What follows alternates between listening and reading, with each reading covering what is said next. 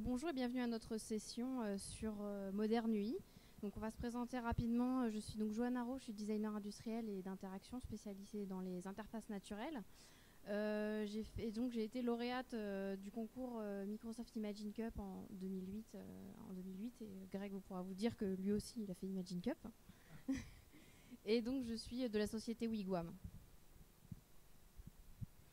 À peu près pareil, sauf que je m'appelle Greg Madison, je travaille aussi à la société Wigwam et quoi d'autre Ah oui, mais ce qu'il faut dire. Bon, je suis designer, mais magicien illusionniste aussi et scénographe. Bon, ce soir, évidemment, ce ne sera pas le sujet.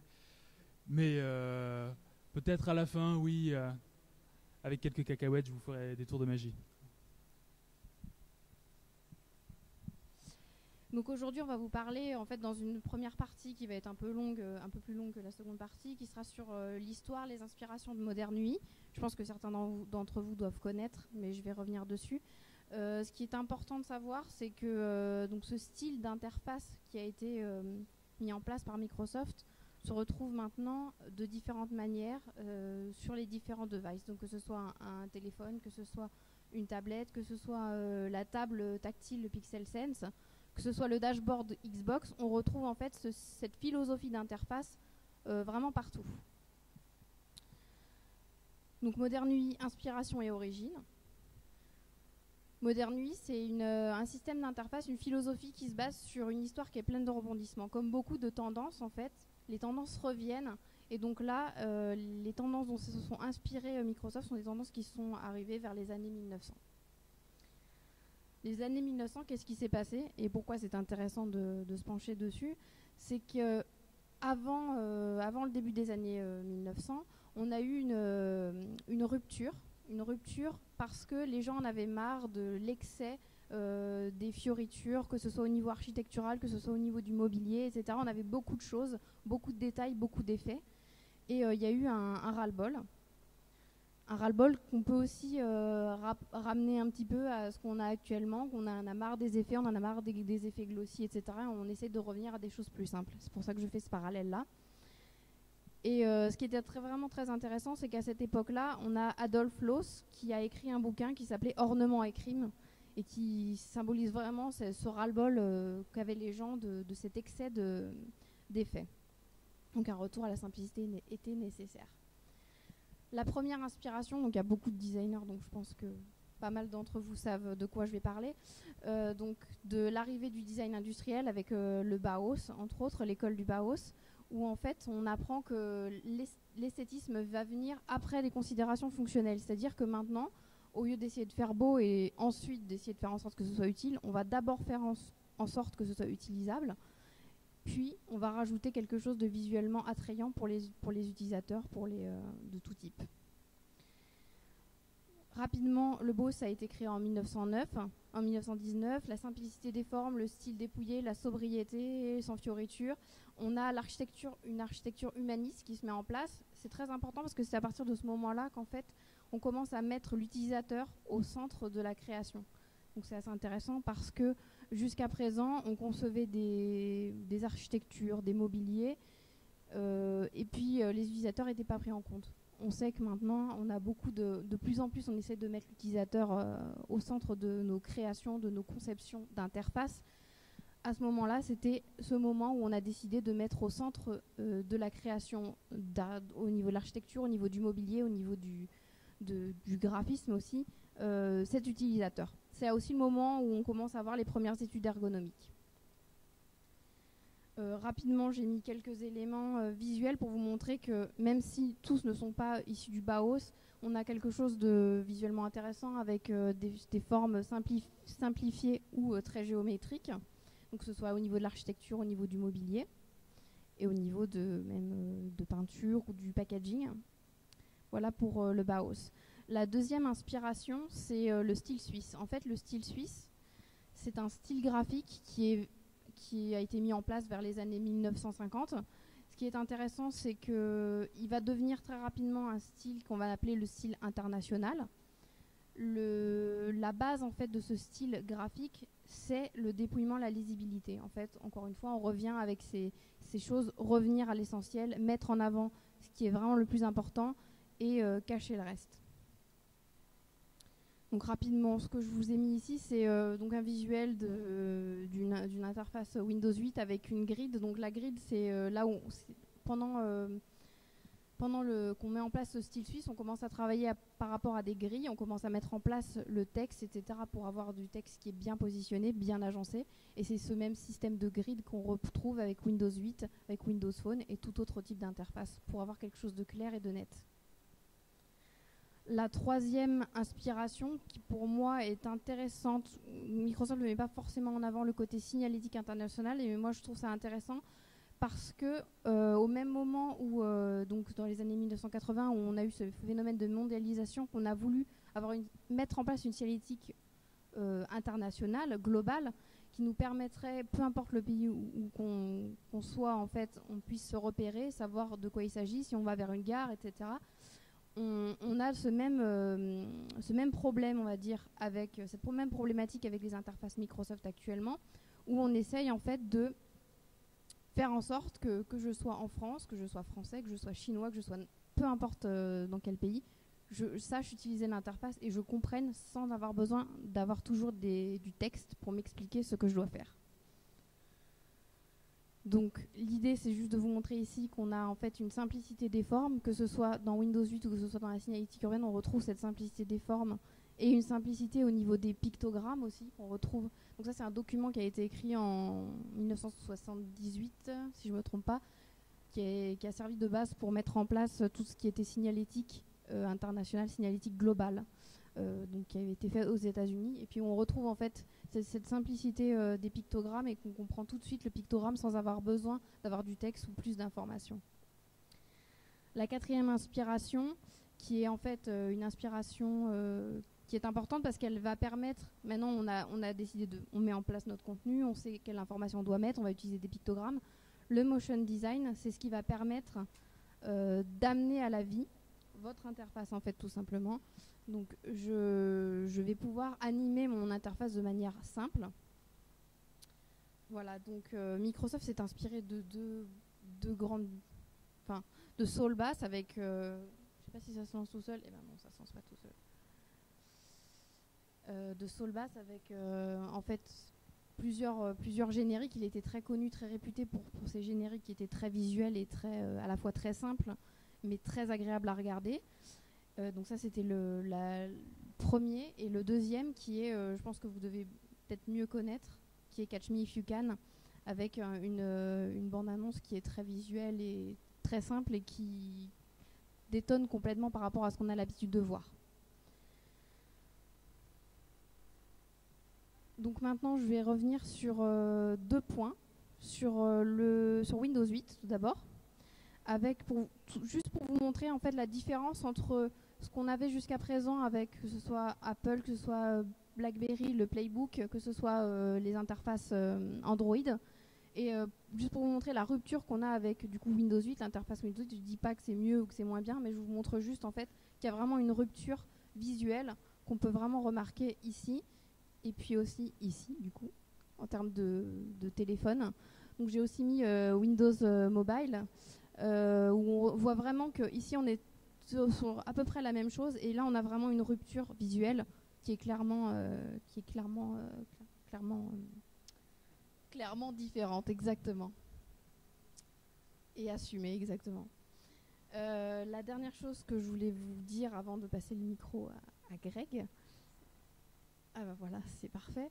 C'est que évidemment c'est une tendance qui s'ancre et c'est pas uniquement Microsoft qui s'est dit ah bah tiens, si on faisait ça et personne d'autre le fait. Non, en fait c'est quelque chose qui est fait globalement de manière générale depuis, je dirais, c'est une tendance qui est revenue vers les années 2008 à peu près. On a vu en France vraiment quelque chose qui a été très marquant, ça a été Monoprix qui a commencé à refaire toute sa communication. Donc je vais vous montrer directement, que ce soit le packaging, que ce soit le site web, que ce soit tout ce qui va être print, donc journaux, communication dans les journaux, etc. Ils ont vraiment modifié toute leur communication pour revenir à des choses simples. On retrouve aussi beaucoup ce genre de choses maintenant dans tout ce qui va être signalétique dans les bureaux. On le retrouve dans le packaging, on le retrouve dans le mobilier, on le retrouve même dans les interfaces. Je pense que vous reconnaissez là, normalement, si vous êtes des geeks, vous reconnaissez la tablette Sony en haut, et où on retrouve en fait cette interface qui nous fait vraiment penser à Windows 8 au final. Je crois que c'était de l'interface musique ou quelque chose comme ça, je ne sais plus exactement ce que c'était comme... ouais, c'était ça peut-être. Voilà, donc où on retrouve vraiment ce style. Donc c'est vraiment une démarche qui est... Microsoft a vraiment fait cette démarche-là, mais ils ne sont pas les seuls à revenir à essayer de revenir à de la simplicité. Pour vous montrer aussi un exemple rapide, au niveau du tout ce qui va être site web, on retrouve ce style, on va dire, sur Deezer, MySpace, Nike et Monoprix, globalement. C'est les 4 qui, moi, me semblent les plus visuellement se rapprocher de ça. Donc voilà, et le dernier slide, avant de passer là, l'avant-dernier slide, excuse-moi Greg. C'est tout ça pour vous dire que c'est une philosophie globale que Microsoft essaye de mettre en place, qu'on retrouve que ce soit sur les sites web, que ce soit sur le dashboard Xbox comme je vous l'ai dit, que ce soit sur donc des interfaces d'applications desktop, mais on voit aussi qu'il y a eu une modification de leur logo, et tout ça c'est vraiment pour vous dire que c'est une démarche qui est vraiment généralisée sur toutes les interfaces Microsoft. Et pour finir, cette fois-ci c'est pour de vrai, les guidelines Modern UI, j'ai entendu cette phrase il y a quelques temps dans une conférence qu'une personne de Microsoft donnait et qui disait qu'en fait, au final, il y a des guidelines en effet, et que les guidelines Modern UI ne sont pas comme une peinture au numéro à suivre à la lettre et que chacun doit réussir à s'en extraire pour essayer de concevoir de manière intelligente et pertinente. On voit en effet que tout le monde commence à faire le même style d'interface et maintenant il faut essayer de s'en détacher tout en respectant les principes qui sont utilité, simplicité, efficacité. Essayer de revenir et de changer les choses pour ne plus avoir tout le temps les mêmes interfaces.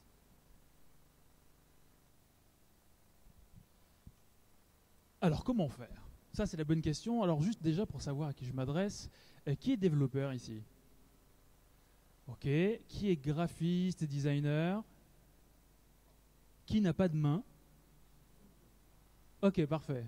Donc ceux qui n'ont pas de main, en gros, vous êtes des curieux? C'est curieux. Ok, parfait. Alors justement, ça tombe bien.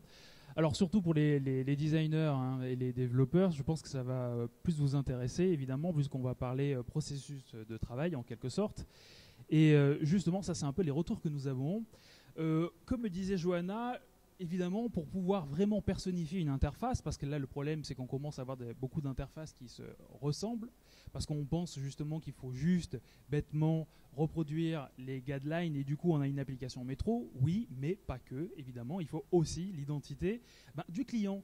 Et ça se fait assez simplement, il suffit juste de faire un petit travail de recherche, connaître bien son client, savoir son historique et tout ça. Ça peut paraître évident, mais ça va vous aider parfois à faire des petits choix, justement, que ça soit graphique, typographique, de couleurs et ainsi de suite. L'utilisateur, évidemment, ça aussi, ça va vous aider, de savoir exactement qui il est. On ne peut pas avoir une application valise. Il y a forcément un utilisateur type. Est-ce que ça va être justement un jeune ou une personne d'un âge mûr? Évidemment, vous imaginez que les couleurs ne vont pas être les mêmes, la taille des boutons ne vont pas être les mêmes. Et au final, l'application en elle-même. Une application métro est simplifiée. Il faut faire donc les choses simplement. Vous pouvez très bien essayer de tout faire, mais le mieux c'est de faire une chose, mais de le faire bien. D'accord? Ce qui fait que le mieux, c'est de faire un wireframe. Le wireframe va vous permettre de tester votre application. Donc vous allez décliner toutes les options, ce à quoi vous pensez en différents écrans et faire en sorte justement qu'il y ait une façon cohérente de naviguer de l'un à l'autre. Ça va vous permettre déjà d'une part de pouvoir valider l'ergonomie, évidemment, en discutant avec les différentes parties, que ce soit l'ergonome, le designer, le développeur et ainsi de suite, d'avoir donc un document qui va vous permettre de discuter sereinement et d'une façon visuelle pour pas avoir de mésentente. Évidemment, une chose à ne pas faire, c'est d'essayer déjà de mettre du design là-dedans. Le wireframe doit être le plus simple possible. On est là pour juste mettre de l'information, essayer de comprendre la navigation et si bien sûr ça répond à votre besoin. Et en plus, ça évitera que le designer par la suite se prenne la tête à essayer de faire en sorte d'adhérer justement à ce que vous avez commencé à mettre à l'intérieur de ce wireframe. Il n'y a pas de règle. évidemment, pour faire ce genre de wireframe, vous pouvez utiliser soit du papier. Il y a une plasticité qui est certaine avec le papier, c'est que vous pouvez travailler très très vite, vous pouvez enchaîner les drafts, vous pouvez ou sinon utiliser des logiciels de type balsamique ou même du PowerPoint. D'ailleurs, vous avez des outils dans PowerPoint qui permettent de faire des superbes wireframes animés, justement où vous allez pouvoir aussi tester la navigation. Microsoft offre un service, les App Design Review, enfin c'est ça le titre exact, qui permet de... Donc si vous êtes développeur, que vous avez une application et que vous voulez savoir si votre application répond bien justement aux guidelines de Metro, vous pouvez contacter Microsoft et leur demander une session où on va pouvoir vous expliquer ou vous aiguiller vers des choses qui vont ou vont pas, ou justement essayer de trouver des solutions. Et une des choses qui revient le plus souvent, justement, c'est à mon sens les 6 points noirs qui reviennent le plus souvent, ce sont déjà les tailles. Il faut bien comprendre que les tailles, vous avez 2 sortes de tailles, une petite et une grande. La petite, c'est généralement pour présenter votre application, évidemment, et la grande, c'est si, de préférence, et il me semble que c'est que pour ça, c'est pour afficher un contenu qui va supplémentaire et qui va vivre et s'actualiser. C'était le mot actualisé que j'ai cherché, justement.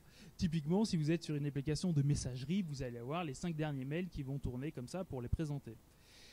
Le splash screen. Le splash screen, c'est dur à dire quand même. Le splash screen.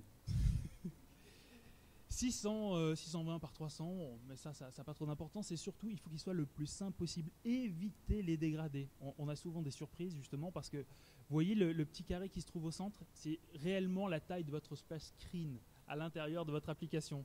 Si vous mettez un dégradé, étant donné que vous avez une couleur extérieure, ça va se voir. D'accord ? Donc, mettez votre logo à l'intérieur de cet espace. Les états.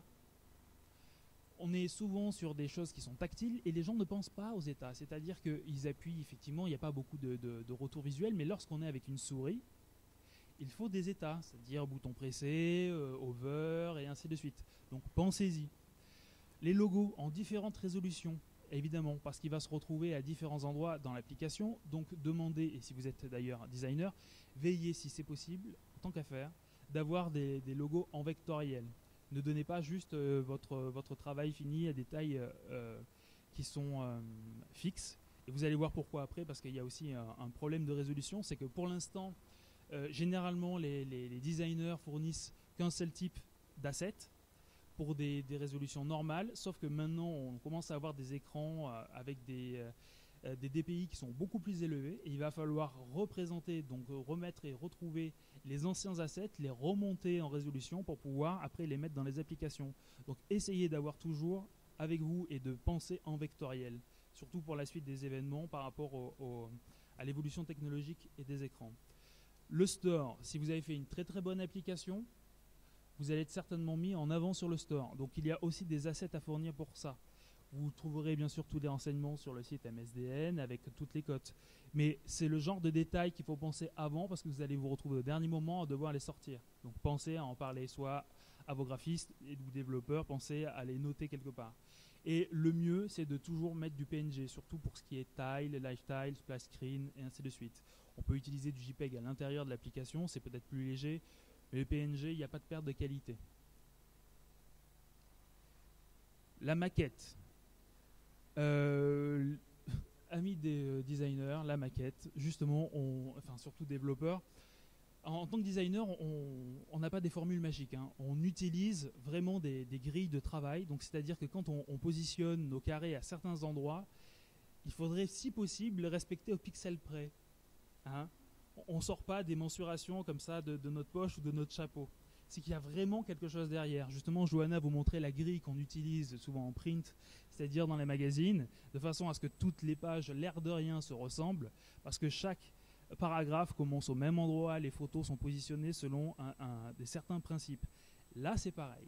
Si vous voulez nous faire plaisir, essayez de respecter ça dans l'intégration. Donc le client, bien sûr, doit être reconnaissable dès le premier écran. Le but, c'est ça, c'est ce qu'on vous disait tout à l'heure, le manque de personnalité parfois des applications. Il faut vraiment connaître son client pour essayer de dégager ce qui le caractérise le plus et le mettre en avant. Et la cible doit être évidente au premier coup d'œil. C'est-à-dire, justement, quand je vous parlais de cible, une personne âgée ou des jeunes, Là, vous pouvez voir sur les deux applications, vous pouvez facilement imaginer à qui s'adresse ce genre d'application. Ou pas, vu vos... L'intégration. La phase d'intégration, justement, on en revient à la phase d'intégration, mais tout à l'heure, Ben vous en parlera mieux que moi, justement. Ça réserve toujours des surprises, c'est assez incroyable. On fait une maquette, la maquette est intégrée, puis on compare les deux. Et alors là, c'est extraordinaire, ça ressemble absolument pas du tout à la maquette. C'est assez fantastique. Alors oui, il y a une histoire de padding automatique ou de marge automatique par défaut. Bah oui, ça se bouge. Hein. Alors voilà, après la question c'est ça. Est-ce que c'est réellement un combat qu'on doit avoir à chaque fois? Non, parce qu'évidemment, on sait qu'il y a aussi des contraintes de votre côté. Donc le mieux, c'est d'avoir une entente cordiale entre les deux, évidemment, et de trouver un compromis avec intelligence, toujours dans le but de satisfaire le client. Donc le mieux, c'est de toujours avoir un dialogue constant entre le développeur et les intégrateurs et les designers. Voilà, je terminerai là-dessus donc.